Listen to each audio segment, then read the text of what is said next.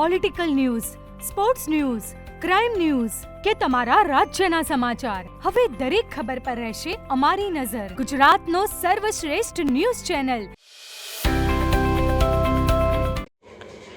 ચાણસ્મા ખાતે 30 માર્ચના રોજ સાંજે 3:30 વાગે ધી ચાણસ્મા કોમર્શિયલ બેંકની બોર્ડ ઓફ ડિરેક્ટર્સની સામાન્ય બેઠક બેંકના સભા હોલ ખાતે મળી હતી, જેમાં બેંકના જનરલ મેનેજર અનિલભાઈ પટેલે તાજેતરમાં થયેલ બેંકની ચૂંટણીમાં વિજય થયેલ સૌ બોર્ડ ઓફ ડિરેક્ટરોને અભિનંદન સહ શુભેચ્છાઓ પાઠવી બેઠકનો શુભારંભ કર્યો હતો.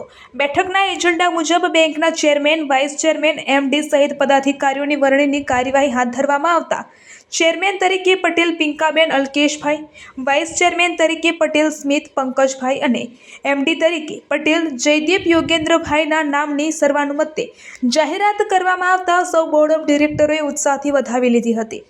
બાદમાં નવનિયુક્ત બેંકના પદાધિકારીઓને કોમર્શિયલ બેંકના સૌ બોર્ડ ઓફ ડિરેક્ટરોએ શુભેચ્છાઓ પાઠવી હતી.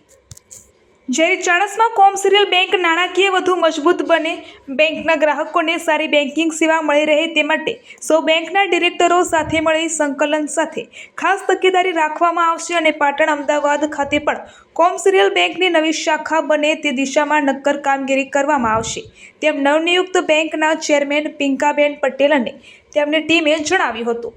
બેંકનું સંચાલન જનરલ મેનેજર અનિલભાઈ પટેલે કર્યું હતું, જ્યારે બેંકના તમામ વિજેતા ડિરેક્ટરો ઉપસ્થિત રહ્યા હતા.